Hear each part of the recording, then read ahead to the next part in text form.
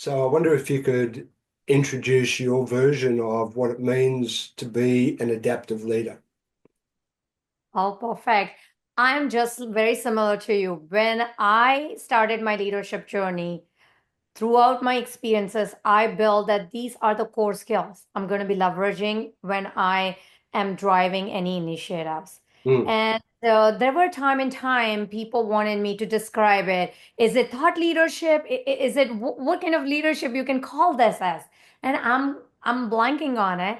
And then while doing particular research, then I found the adaptive leadership and found my principles and the way I work is very similar to the adaptive leadership. mm, You're absolutely right. It's been developed by Harvard professors, and it's specifically developed for problems where you do not have a straightforward answers. So it's not that I have a product. If I implement this, this will solve my problem. yeah. These are high complex challenges which needs for you to navigate through different routes Mm, to reach that destination. Hence, the adaptability is so much a key function of that. right. The key skill sets which I leverage it for my adaptive leadership is one is active listening without biases. And what I mean is I am self-aware of the biases which I have. I cannot say I'm completely unbiased human being, and I Sure. don't think so anybody can. But being a self-aware of those biases, when I am listening to anybody, I try not to focus on those biases, but to listening to the person and Mm, giving my full attention. And this goes back to our conversation of how to know the people. When you're talking with them, my theory is I want to learn more about you yeah, without I already know something about you right. because I know where you're coming from, what background you have, what education you have, so you will be certain type of person. But keeping that aside, I want to listen to you. Mm, And this helps not only listening to my team, but to my clients, to all sort of different stakeholders. Because a lot of time when you pay attention, from sometimes from their body language you understand what they are not trying to say. In a yeah. meeting you might be in a situation where people are just sitting but afraid to talk because they might feel like, okay, am I asking a stupid question? I should not be talking right now. But if you pay attention to the people, then you can reach out to that person on a one-on-one basis. That's what I've did it, and come to know that what is real problem is. You are not able to speak there. Let's talk here and tell me what is the Mm. problem.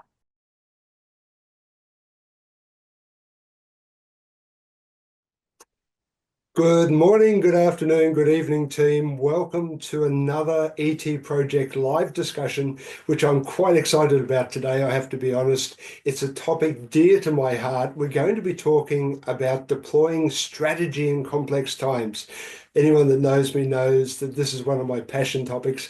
And we're going to introduce a leadership style called adaptive leadership and look at that through the eyes of how can we deploy successfully in these complex times? Now, I know many of our clients out there and our audience are going to be very keen to listen intently to this conversation. I mean, let's face it, the speed of change, growing uncertainty, traditional leadership models are quite often just falling short. So I'm quietly confident that many of you would like to understand how you can steer your organization through that complexity with greater agility and innovation. And we're also going to be touching on topics such as global team collaboration, environmental changes, and how we implement against all these challenges. So sit tight. We're going to explore how adaptive mindsets can transform challenges into opportunities, as well as cultivate resilient, cohesive teams. You know, I always have a guest who helps me navigate this whole process, and today is no different. So please help me welcome our guest, Miss Rupali Kumbahani. My Indian colleagues, Rupali, will be quietly smiling to themselves about my pronunciation of your surname. So I apologize in advance, but welcome to the ET Project. Great to have you on. Thank you, Wayne, and you did amazing job pronouncing my name. So you can take kudos for that. I'm so excited. You're touching some of the topics which is dear and near to my heart also. Adaptive leadership, I've been implementing this throughout different industries. I've worked into B2B and a B2C space, into Mm. different verticals, real estate, healthcare, software services, manufacturing. So it's the adaptability framework which I've used it in different industries, and I find that it's very successful and it's helped me to drive the successful transformation. Fantastic. We're going to go deep into this, I'm sure, and we're going to have some very interesting conversation. We were just talking about the impact of AI before we hit record, so I'm sure there's going to be a lot of discussion around that. Before we get into leadership and strategy and the whole business side of things, you have a different side of you that maybe some people don't know about, and it's to do with your interest in the arts. I wonder if you could share a little bit about, where did that journey all start and how did it blossom over the years? Oh, interestingly, it started at a very young age when I was a 7-year old. And we used to get newspapers, and there were comic sections, and there were news with people's pictures and photographs. And I used to take those photographs and started sketching myself.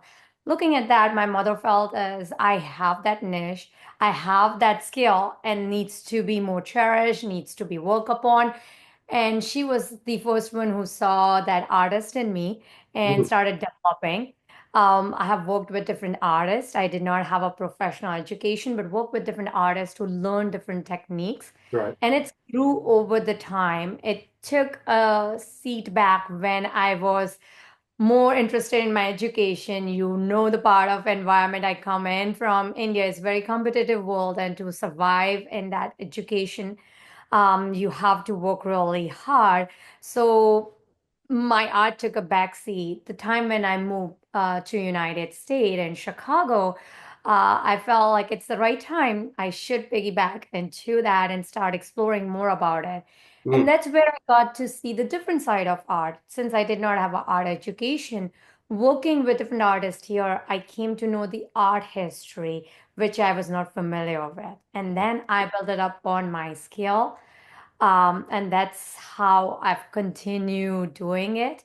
I've worked on different medias in different subjects. Mm. Like my profession, I like the challenges, so I don't stick with the one media and one topics. You see the paintings behind are my parents. I did it in oil pastel. I've Right. learned framing. I've been exhibiting frequently in different places in states and outside. I have also picked up photography as a passion, Mm. so I'm placing a couple of my um, photos in different exhibitions also. My journey is about art as an experience, and Hmm. I'm a travel artist, so I paint and I take pictures of people I meet and places I visit. And that's what I want everyone, when they bring a piece of mind, it's bringing an experience in their house. Right. Yeah, it's a great story and interesting shift. I know you talk a lot about on your website.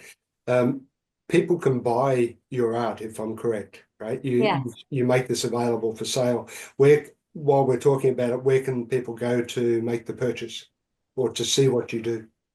So yeah, my website is www.rupali.com. And I also not only sell the original art, but I also sell the prints of them in a different forms.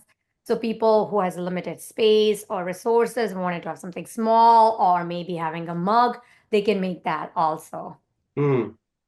Well, I'd encourage everyone to go on the website and have a look. You have a huge gallery on there that people can look at, and it's really interesting and well done, by the way. How do you think, or do you think that the artist in you has influenced your leadership style? Absolutely. So it's not one-way street, it's the two-way street. And Mm. sometimes people will surprise that how is that possible? So yes, my art is has that creative mind, that creative spirit comes when I'm thinking. I'm all open to out of box thinking. I'm all open to diversify views because in art, you know it, there is nothing right or wrong. Yeah. Every perspective is different from an individual perspective. And that's what I take back when I am communicating or collaborating with people, that each opinion matter and it comes from a different perspective. Might Mm, not be same as me, but it's worth listening to. So that has opened up in how I collaborate with people. mm, Also, it's in terms of creative thinking. A lot of my places I've worked with or I've done it like branding program for my client, they need something more creative yeah, space there. When you are doing a website branding, you want your customer to see what you wanted to tell them, how that should be coming out. And some of those skills in design thinking also helps when I'm building the products, their feature, how it should appear, how it appeal to the customer. right. So I feel those are the qualities has helped me in my leadership style. Mm, And the other way is I always used to think art is very much very, I've been raised with thinking that artists are the creative spirit. Just they go and take the paint and start painting. That was my visualization when I started it. But the more I have studied different artists, I feel like they have gone through a very methodical processes. If you see Monet, he has gone through the journey how the people should be placed and how it the reflects in the design aspect of mm, it. So it's a mm. very methodical process. So I've taken my analytical brain and used that in my art and plan it so that when I'm painting it, it's still a planned process. Do you have a favorite artist, by the way? Oh my gosh, I do have it but certain of them I loved about them. So Mm, for example, Monet, I love Monet's lilies mm, and ballets. He does it. It's like there is nobody who can does better than him. So I love Monet a lot. right. He's one of my favorite. I do like some of the Degas works. So it's different. There are some of the Indian artists who does very fine work, and Mm, I'm in awe of them when I see their realistic painting. Such a beautifully capturing the emotions. It's really nice. right. Yeah. Nice, and you know, it's an area that I'm very weak in. So my wife, on the other hand, is very talented. She's a great artist. It's not my forte by any, so I have great admiration when I see people that have this gift. And I like working with creative people with that divergence in their mind, in their thinking. So it brings a new dynamic, I feel, to the table from a leadership perspective, which is great. So Yeah.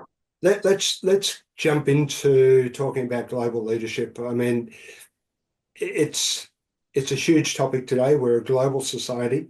Um, what are some of the big challenges that you're seeing out there at the moment for leaders? I think so. So I will categorize them into three different areas where I feel there are challenges. First and foremost is the team collaboration. Mm, Uh, Team collaboration because you're working with the diversified team members yeah. in a different regions from the different background, different culture, work ethics, how you collaborate them as a one single team, how the transition of work happens between all of them, Hmm. and how we make sure that is the final product is up to the expectation of our client and our stakeholders. And we are working on different time zones. Somebody's working time is totally different than yours. Yeah. You might be sleeping where other person is working. At those period of a time, how you collaborate? And as a leader, how do you make sure is the one team working for a one goal rather than a separate team? This is a huge topic that I find is we all know agendas exist. So you're sitting in an office in Spain, you're working in a global team with colleagues from America, from Australia, from India, from around the world, China. Each location has their own needs, their own budgets, their own targets, their own agendas, and yet Sure. you come together in a global team environment. You speak a different language, you're on different time zones, and you have different local pressures, and you're meant to all forget all of that, come together as this unified, synergized team and produce the outcome. And I think the challenge is phenomenally high. Absolutely. And one more I will add is when you're working, even if it's the same organization, I was working as a global team, and the team are from part of the same organization, but the different region has a different Mm, structure.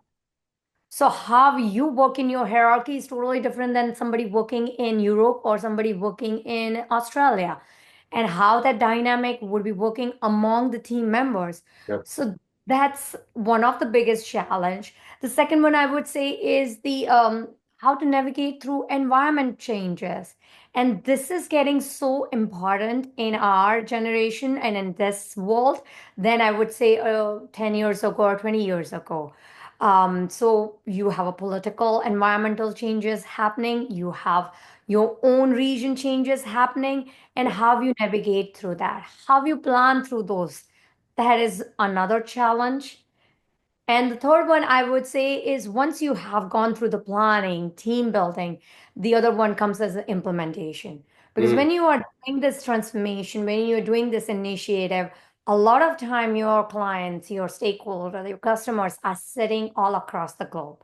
right. So how you implement them, how you gather their feedback, how should be the communication, and if you are launching a new product to your enterprise, what that training looks like, how you communicate effectively with different global teams. Yes. Yeah. So, such a huge range of topics there. We probably don't have time to go deep into everything.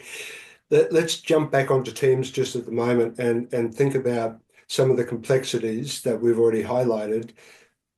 How do you overcome some of those? Like, how do you bring the team together in the first place? So yes, I have worked on the both side of the world. I have navigated and drove transformation among the team who are on the offshore locations where clients are delegating their tasks to me, and I'm driving those teams in different zones. And I've been on the other side where I'm the client and delegating my work to the offshore team members, and how the client teams are going to be interacting with the offshore team members. Something which I would say is it starts with whenever you are starting any initiative, whether it's a global, local, or a regional basis, I would say Mm, first starts with why we are doing the initiative and what is going to be the impact. right. As a leader, you need to be clear with, and it sounds simple and easy, but a lot of time you will see that's not the case. Mm, Because I am clear with why I'm doing it. It has to be very specific. It cannot be something high up in the level. No, it needs to be the detail saying I'm doing the global transformation to collaborate different region together so that our efficiency increase, right. so that our time has been reduced, and so that we increase the revenue. Once you Mm, know the why and what, then starts building the team. When you're working with different team, my first step is to identify what is the role that each team member is going to be playing in this journey. mm, Because a lot of time I've seen leaders takes path of how we will start doing this rather than focusing on people who are going to be driving this change. Because we know this initiative is important. We know why we are doing this. But as an individual, as a team member, they would like to know how I am contributing to this. What is my role looks like?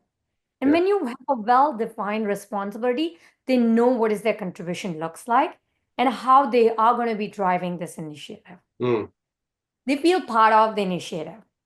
And something which I do, and I've been having a lot of success with that, is I work on what is the level of communication style. So, what is your communication style looks like? Do mhm, you prefer email, phone, or text? When there is an urgent issue, which happens a lot of time, and this is a different time zone, what right. is your preferred way of communication? I don't want to wake you up in the night if there is an urgent issue, or if that is not your preferred way. You prefer it's text so that you will see it without bothering your partner. If that works with you, that's how I would love to know. And what drives you as an individual? What is your driving thing? Do you Mm, been driven by positive reinforcement? Are you driven by something reward? What is makes you go? And learning about that person and sharing what is my communication style is helps building that relationship from the beginning. It's not that we are working with machines, we are working with humans. Yep. So you investing in that relationship is super helpful. So, I mean, at the start, you're talking, you really go deep into explaining and helping people understand the reason for the change. So Yeah. you're really into change management in a big way when you're coming together with a team. And then you're starting to talk about the individual motivators and Yeah. whether it's intrinsic, extrinsic, whether it's um, culturally driven. One of the things we didn't mention was the word culture, right? In our first introduction. And I Yeah. think culture plays a big part in the beginning, but what you've explained really helps to strip down that culture and get to the core of individuals, right? Through the communication, through the desire to understand. Right. Um, and I like that a lot. I think that that has such a huge impact in setting a team up for success.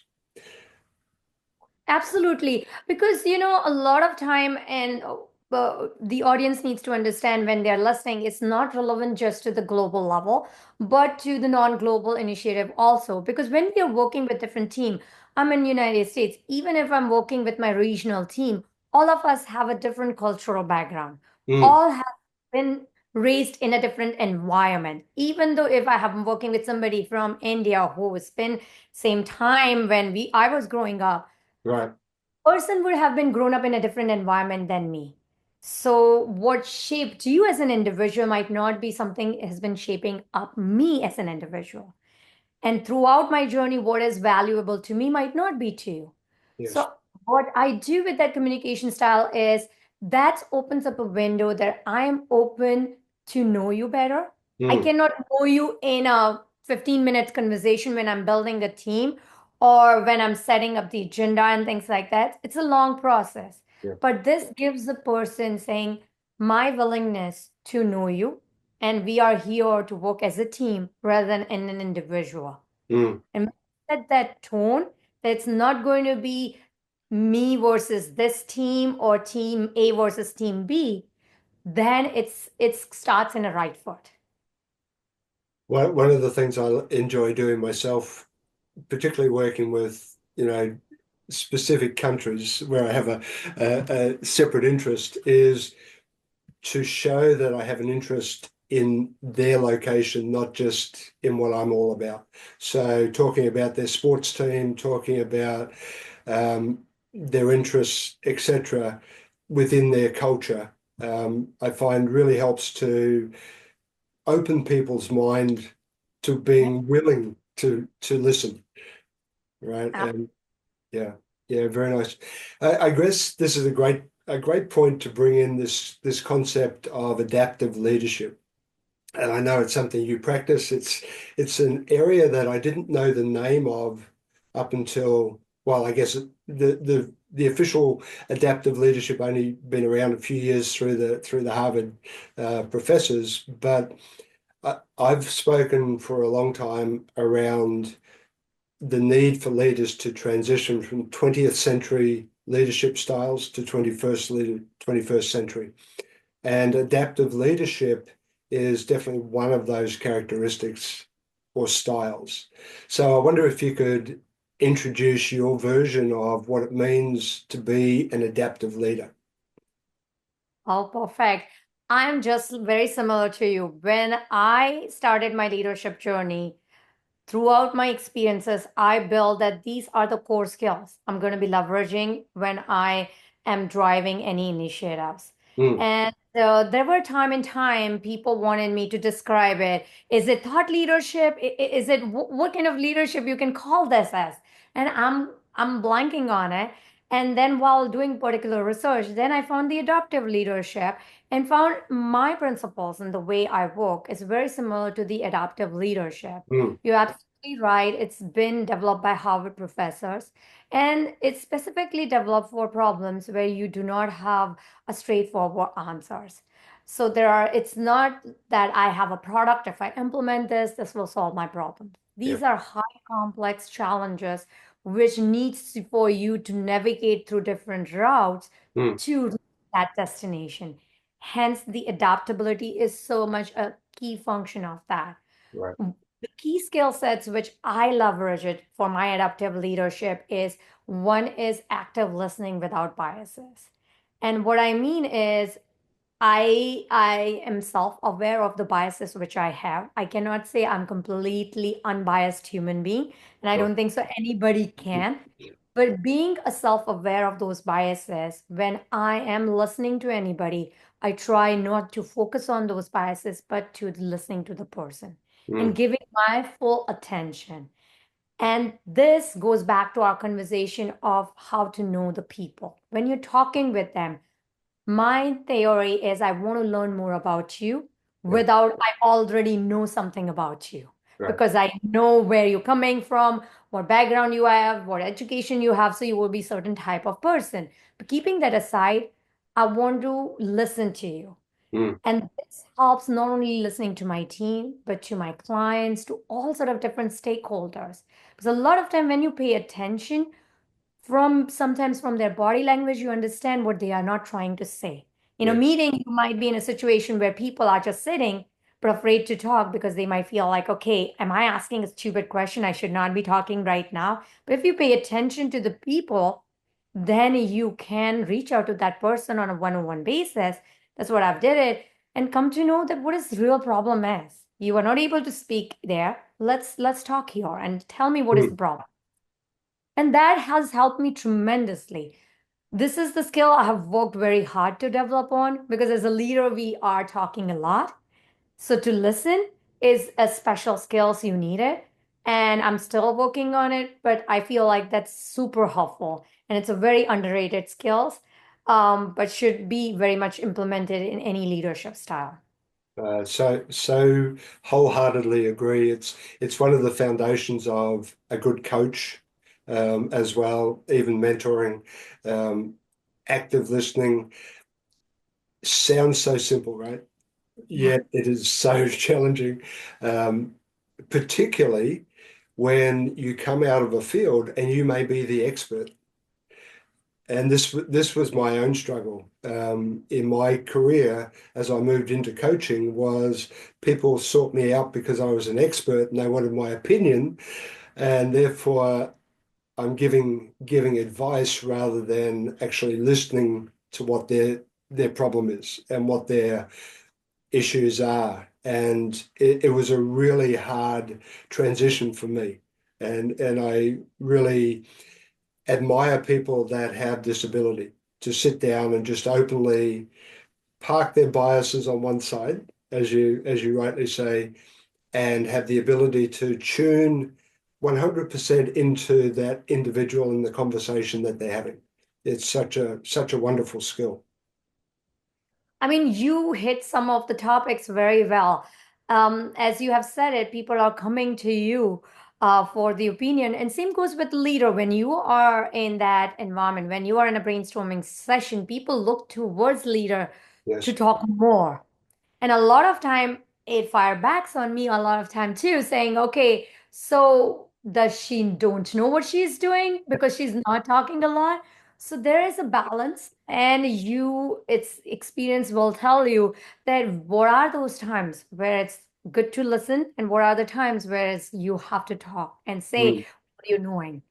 So that's something a dance each leader has to go through their own journey to realize what is the right phase. And sometimes you fail, and that failure makes you understand that this was not the right time to do A versus B. So I feel what you were saying, I truly understand that, and I go through that journey. I had one of mentees in women networking event, and she asked me the same question. It's like, but when do you then talk, and do you listen?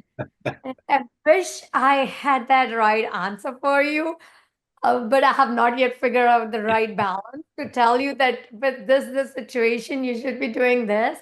So it's like it's experience teaches you, and a lot of time it's good to fail, Yeah. learn how to be better. You definitely need to learn how to be vulnerable.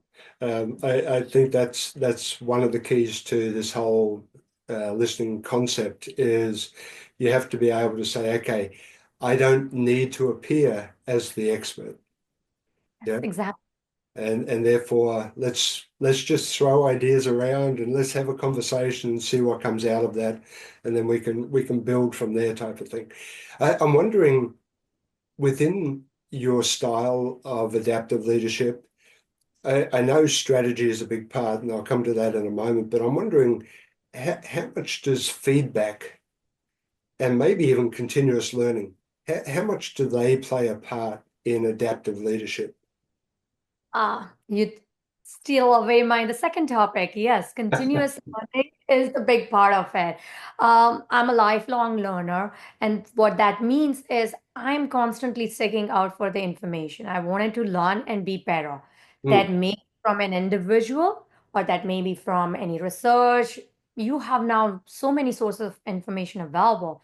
So to learn and continuously work on it. And feedback is one part of it. yeah, And again, a lot of time it seems I'm repeating the same thing, but that listening helps. Like when right. I'm listening for a feedback, a lot of time people start giving justification on what the feedback is. And that's not a way to gather the feedback. Yeah. Or sometimes I hear people saying, oh, so when I'm actively listening to somebody means I'm agreeing to that person. No, it does not mean that I'm agreeing to you when I'm listening to you. It means I'm giving you the attention to listen to your information. Then I have my internalization process. Mm, Take all this as a data and work as a data and say what is the decision or a conclusion I came out with. Whether it's a strategic decisions I want to make for my initiative, or whether how I wanted to mentor or coach my team member, or how I want to build a team. All this mostly is around that data driven process and getting that learning and that data from all different sources so that when you give the answer it's not something, oh, I feel this, or I have this intuition in my heart, that's the reason I'm making this decision. I don't think so that goes well when you are a leader or when you are driving a team. When you give people that this is the process, this is the data which I've used it, whether you agree or disagree, at least you have that clarity and transparency with your team. yeah, I'm smiling because it's such a fantastic lead into talking about strategy. I mean, having that data, having that information, having that awareness is so important when we start to then look at a strategy and putting a strategy together, particularly in the complexity of business today. Um, how do you go about setting up with your clients to start looking at strategies? Do you have a particular model or a method that you use when you start thinking about a strategy? To be honest, I do not follow the model or, but again, it's following back to my adaptive leadership and the Mm, way I said that I would start an initiative. It always starts with why we are doing this. When my CEO come and tell me, oh, we are very disjoint globally, and I want to feel this company as a one individual company, my one question is, what does that mean and why you want to do this? mm, That's where I started that journey, because when leadership comes to me, they do not have the clear picture of what they wanted to do it. yeah. They see couple of or one problem or a couple of problem and they think it's not working. I don't know why it's not working, but I want to make this work. And what does that mean is as a strategic leader, I have to start with is tell me, give me all this data, give me all this information, and from different perspective. So when my global CEO came to me for that global collaboration project, I sat with all different CEOs and CIOs. It's like, what is your viewpoint on this? What do you visualize this as for your respective region and as a global? And once you get that idea, I came to know what my CEO's vision looks like. Right. What is that vision is of a global collaboration. It's easier for me to simplify what he wants to achieve and why he wants to achieve. And once that clarity happens, then I can build my own team. And then I went with my teams and helped them understand this is we wanted to achieve. Now let's see who we need to collaborate more and less, and let's build that team to create that strategic plan together. Mm, And the environment you talked about is, since it's a global environment, it's very complex. Your regular initiatives are complex too, but when you have it as enterprise level and a global level, that complexity doubles up. And there is not a one framework I felt is works completely. yeah. It's situation based, it's client based, it's industry based. A real estate industry looks totally different than healthcare. They have a different dynamic. The need, the impact is huge. When I was working in healthcare, my one poor decision will impact millions of life, and that can happen in a single minute. Mm. And that's its biggest impact or a risk than what in a real estate um, industry would look like. So based on that, I pivot what my client needs and what we wanted to deliver. So listening to what you're talking about there, you've touched on so many of the key points related to creating effective strategy. And one of the first things for me is taking complexity, understanding that complexity so to a point where you can simplify it and remove the uncertainty.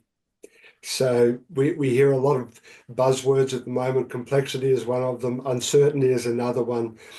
Um, the thing that I see with a lot of clients is they tend to think strategic, but in a static mindset.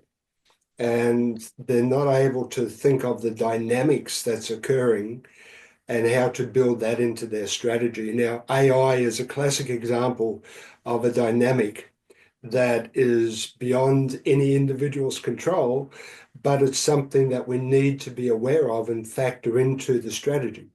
How do you deal with technology when you're looking at strategic initiatives, or do you? Uh, I would say there is no industry which is touched with who is without the technology. Every single aspect of every different industry has been impacted by technology. Mm, Now that impact would change based on where you're working, but I would say you cannot find any industry where there is no technology impact. So we have to be. Technology is big piece of the transformations I've driven and the initiatives I've worked upon.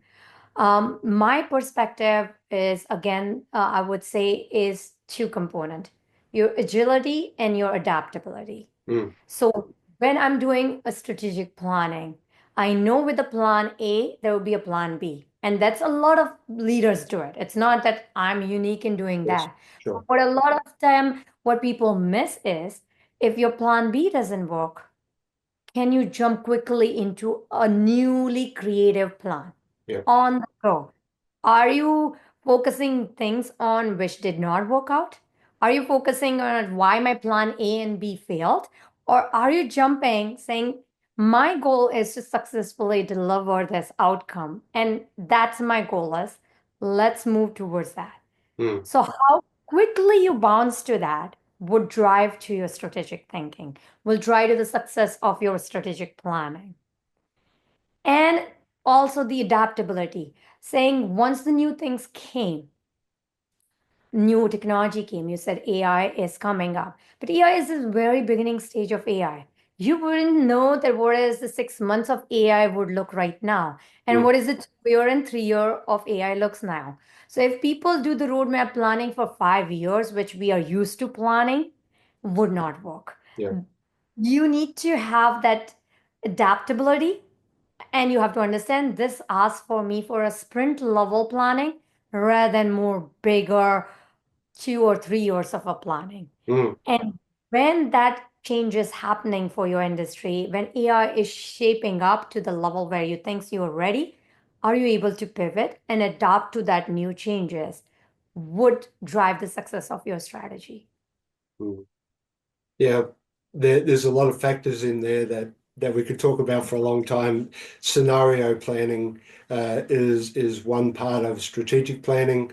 Um, I think it's probably underutilized. As you said, many leaders will have plan A, plan B. but perhaps they should have plan C, plan D, or at least look at the scenarios should these events occur, right? Um, then we talk about agility and adaptability. One of the areas that I like to also tease clients about is how do you become the disruptor rather than have to adapt or be agile because you're disrupted? How do you become the disruptor and the catalyst? And that requires more of a future forward mindset. Um, do you talk or do you work in this area as well? Yeah, so when I am doing road mapping with my clients, what is their roadmap for 1 year, 3 or 5 years looks like? A lot Mm, of time it's always there as a component yeah, that what you want it to be. Again, is I want it to be a brand known for giving best quality results to my client or giving best property to my clients. yeah, Once that goal is set, what level of quality means to you, how you define that. There are leaders who are more data driven, they are more forward thinking in the technologies, and there are who are more focusing on relationship, that how I wanted to improve my customers' experience. That is a two different side of it, and how that technology will help them. So if you are customer experience based or you wanted to improve, just focus highly on customer experience for your 3 year roadmap, then what are those technology looks like and keeping eye on it. A lot of time when you're starting your journey, or when I'm starting my journey, all the information is not available. I might not know what is the future model looks like, but there are teams, if there is budget available, would be just focusing on this. They are looking for what are the new technologies available to us, which is looks like a good investment for the company, and we can start and join it from the beginning rather than at the tail end of that company. And what is the vetting process? Because some of my organization has a very huge vetting process, so they may not be able to pass through that. Considering all that factor, if you have a team and if you have resources, I would highly recommend to invest on the team which dedicatedly work on the futuristic technology. mm, And one thing when people are interested or companies or CEOs very interested into innovative products or innovative technologies, my theory is a lot of time they lack is the tolerance for risk, because anything new have a huge chances of failure, yes. and which you have not seen it in that time, because when you're talking they all feel that the product is going to be deliver what they are thinking, but when they're passing through the journey is not the case. And that risk tolerance, a lot of time, C-suites think that they have it, but it's my job. I always remind them it's going to be coming with that high risk. And are you open to that? Failure should be allowed. And if that is the case, that no, we cannot fail, then innovative products or a forward thinking is not for everybody. And that takes a lot of inward looking as well to see whether the company is that type of company that tolerates that risk, that level of risk and failure, or whether they punish it. And there are many companies that fall into that latter category. You also open the door to a word that we haven't used yet, which is collaboration. And I think collaboration is an area that helps us as an individual organization reduce some of that risk. So we can collaborate with other organizations where we share that forward perspective and developing something new, perhaps with another organization to minimize part of our financial input, perhaps part of our whatever it might be. But so I think collaboration is a big element as well. I don't know what your thoughts are on collaboration. Absolutely. Collaborations, a lot of time organization cannot do everything by themselves. Mm, Just like as a team, I cannot drive initiative by myself. I need my entire team to yeah, do the successful transformation, to do successful initiative. Feel is the same with the every organization. Um, and it's not a lot of time it feels like it is true for the small or a mid-sized organization, but not the big enterprises. But that's not the case. I've worked with the big enterprises and sharing becomes very easier. There are certain data you do not want to share. There are data privacy is very important. What our security is very important. But collaborating with different organizations, different products helps them to build something which is very unique and specific to their business model Mm, and helps the smaller organization to build themselves up and say, hey, I've did this for a big enterprises. Now I can do it for the rest of the people. right. And you being a first person or a first organization, you get a lot of benefits out of that. So I feel like collaboration is huge. Um, but it needs to be, again, I will go back to the strategic thinking, is it needs to be strategically planned. Is Yes. this something I wanted to build because it takes a lot of data. One of my organization, we created our own data platform or a data platform services because it's gathers a lot of critical data and it's a valuable data. Rather than sharing with others, it makes sense to make it inbuilt. Yeah. But when we were doing deals, when we are doing the planning of the deals or a P&L of those deals, we have used external deal management tools because they've already knows how my business is working and what is that deal process looks like. So there is nothing new and innovation we have to do in this. We can build upon what they have already built it and create a features which work specifically to my client's need. So Mm, that divide you have to think. I highly believe when there is a matter of data, it's advisable to create your own because data is gold. This data is the key to everything. mm. Yeah. You mentioned earlier in the conversation that you speak with a lot of the managers, you get their input, you collect the data. One of there's many great sayings around the fact that strategy is useless without the ability to execute the strategy. Um, and when we look at, I talk more from an alignment point of view when we talk about implementing or executing.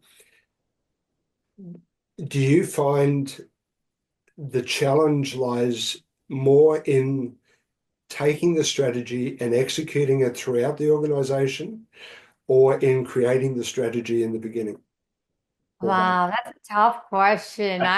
It's well, it's very similar to sometimes people ask me is what is your favorite? Do you like planning or do you like the implementation piece of it? Um, Personally, I do enjoy planning because there is a lot more complexity involved in that, so that's my Mm, favorite topic. But in terms of challenges you ask, it's very similar. I wouldn't say one is easier over the another. Um, the time when I was telling you that I was driving this global collaboration initiative, simultaneously one of my colleague was driving initiative to create a global methodology that can be leveraged by all global regions so that we talk the similar language when we're driving projects. It looks very similar. The reports looks very nice. So when that person has developed the methodology, it worked very fine. It was going nicely. He collaborated very nicely with people. But when the time of implementation came, now people are finding challenges to implement that methodology in their respective regions mm, for so many reasons. And that was the time when he started struggling, and I've been called upon to say, hey, we need you to drive this right, because we see how you're working in a global collaboration. right. Now, given it's a different team members, the impact is very similar. It's enterprise level. And it goes through the similar pattern of what I have would have done it, which when I got that initial thought. Is this talk to the stakeholders who are Mm, part of the regions and say why you are not doing this implementation? What's holding you back? You were part of the conversation when we were building it, so yeah, you were part of that journey. What has changed? mm, And that 101 active listening conversation gave me insight that when they were building it, they might not have thought through that it is so huge and humongous that they are hitting to the resistance from their team to implement this. yeah. And When you do that, again, that strategic thinking comes in a planning. So now what? Now it's still at the implementation stage, but now I have to go back from the beginning saying, okay, we have developed a product which is not workable for people. How I modify this so it worked for different regions, and then how I can implement that so that it makes sense to them and it is inspire them to use that and it's effectively usable and what that looks like. So the challenge is no, it does not changes. It's very similar. It goes back to the same loop. The framework is very similar, whether you're at implementation stage or whether you are at planning stage. How you apply, it depends upon your situation. Thank you for that, because what you've very nicely explained there is the need for strategic planners to have a greater awareness about the challenges that may or may not exist through the implementation phase, and build that into the strategy in the first place so that everyone can be on board. I've been party to so many failed global strategic initiatives for that single reason, that in this country we have to do this, and that's not what you're talking about with your strategy. And therefore, we can't implement exactly as you're talking about. Now, had people who created the strategy had that awareness in the beginning, it could have been resolved at that front part rather than waiting till it got to the implementation stage to realize the pushback. And I think that's not always possible to foresee, but Yeah. And that's what I would say. Yes and no. Yes, we need to keep that in mind. Saying when you are building a plan, you always put a contingency. Saying if you say 2 days, I will add 5 days so that if anything changes, that a contingency will help. Same way in strategic planning will help. But a lot of time, what they would haven't seen is when people are agreeing, they might not have thought through that how the team which using it's going to come back to you yeah. and how they're going to be doing it. That's where we talked about that agility comes in a plan. Mm. It's am I focusing just on a problem? Or the leaders which fails during that time is they would be like, but you said yes that time. We invested so much money and resources to build this product. And now you're saying it's not usable? Your focus shifted to the problem rather than solution. So your agility to saying, hey, we worked, this has happened. Right now is not time for a retrospective. You should do that what we can do it better next time. But this is time of action. This is the Mm. time where you pivot and say, okay, it's not working. Why not working? Let's figure this out together as a Right. team rather than it's working very well in North America, why Asia doesn't understand this, or why New Zealand has have a problem with this. No, it's we as a team. We can share something which will help you build this in your team. Let's do this. How we can collaborate. Yeah. And that's their agility and adaptability will help you to drive. Very nice. Very nice summary. What's the future look like? Where are we heading? I'm going to ask you the $1 million question, right? So, are there any major trends coming up that leaders need to be aware of? Now, as you've already mentioned, 5-year planning maybe is not realistic anymore. The short, medium term, do you see any major trends evolving that we as leaders should take into account now? I would say AI is here to stay, so it's not going to be going away. And it's going to be playing some sort of role, in your environment, in your organization. But go with the AI with a strategic way rather than following the trends. I've been seeing a lot more that it's good to have AI under your belt, whether it's in the technology, whether you're talking to your stakeholders or shareholders and saying, we are implementing AI. It's really good. There are investment happening, but not strategically. I would say don't follow the trend, but go through the basic, which we have started this conversation with. Mm.